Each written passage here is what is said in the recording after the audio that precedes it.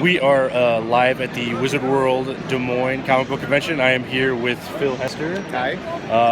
Phil is currently working on Mythic and Gold Key Alliance. And then are you still drawing the Throwing Adventure Hour book?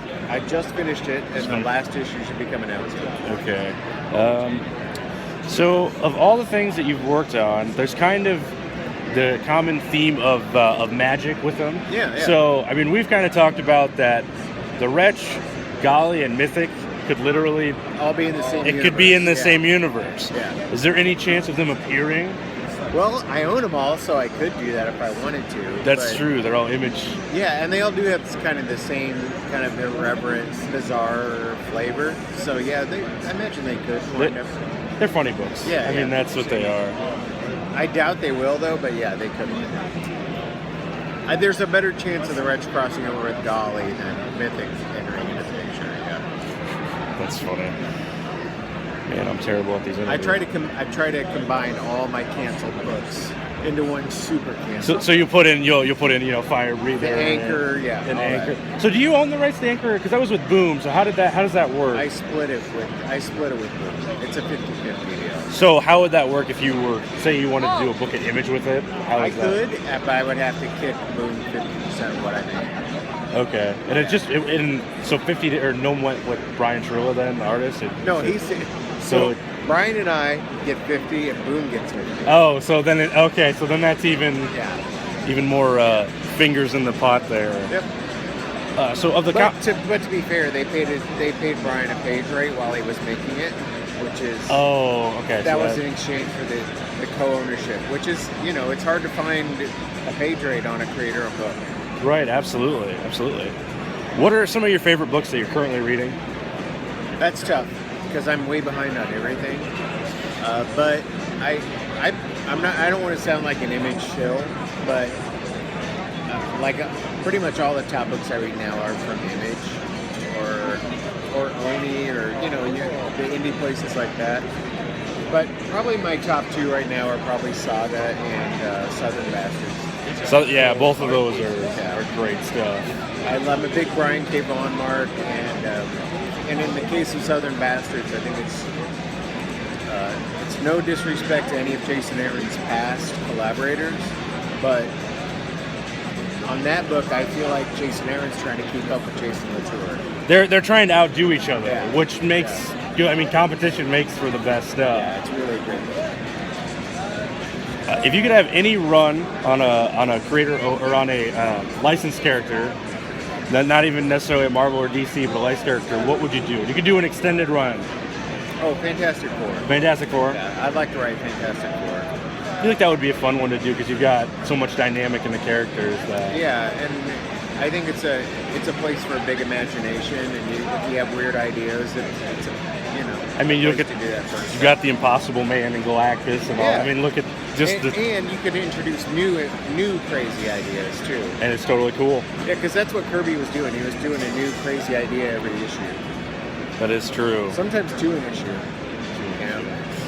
You'll be having a Deathstroke annual be coming out? Yeah, in June. That Mirko Kolak is drawing, and it looks great. And that come out this June. Deathstroke annual number 2. The last pre-rebirth Deathstroke annual. The last pre-rebirth Deathstroke annual. After that, it's all rebirth. So you're going to be the last one to play in that pot. Maybe. Well, that's like with Wonder Woman though, because you've written the highest issue of Wonder Woman. That's you know what? That's true. Because after that, they went to the New 52. That's right. That's something to throw on your resume. I had not thought about that. And what number? What was the highest number that went to? 608? No, 614. I want to say. Okay. Yeah. All right. So. Or 612. One of those two. 612. Okay. Yeah. A run for the ages.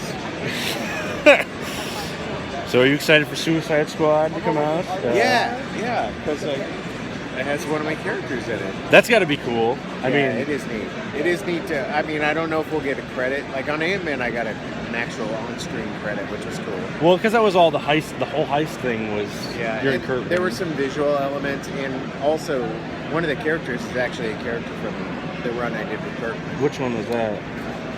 the crooked Shield agent, Oh, okay. Agent Carson, is in the book that I did with Kirkman. He's the guy that with the melted face. Okay. All right. But in the movie, he's not.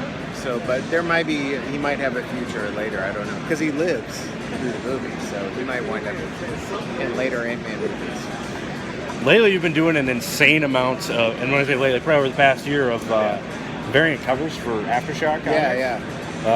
I'm assuming that came about because you knew him. You probably met him through Caliber, Joe Pruitt, right? Yeah, I've known Joe Pruitt for a long time. He's been my editor at Caliber way back when I was a kid, and he was a kid.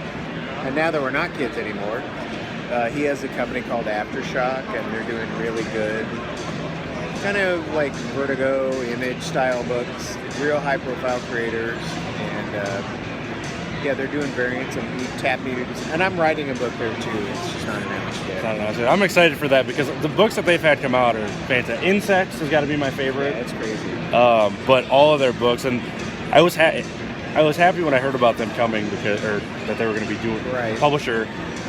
But I was like, oh, is this going to be another flake indie thing? No, But they've got real money behind Oh, it. yeah. They've got staying power, and they've got the money to hire top talent and let them do their thing. Yeah, I think they're going to be around for a while. Yeah, absolutely. I think so. That's I have going a to good be feeling about it. And I might be drawing a book there with a really cool writer. I can't say anything more. It's a really cool. It's not me. It's never me. I said really cool. Fair enough. Pay attention. But I'm definitely writing on it. And Mirko Kolek, the guy that's drawing my Deathstroke annual, he's actually drawing my book at Aftershock. So. Is he Russian or what is Croatian? Croatian? Yeah. Okay, because that name I was trying to think, and I'm like, I wonder, does he live in the States or is he overseas? No, he's overseas. He's overseas. Yep. Okay. Cool. Well, that about wraps up. We'll let him get back to his table. Finally. Yeah. Right. So thanks for sitting down and talking with me. Thank you, Austin. Oh, you can't shake my hand because you're holding the camera. I'm a one man. That's how low rent this operation is. I'm poor. Okay. You're like, I guess we're lucky you're not drawing it on a flip book and then just flipping. And then, like just writing the words in, a voiceover on a flip book. Yeah. That's great. Bye. I could shut it off.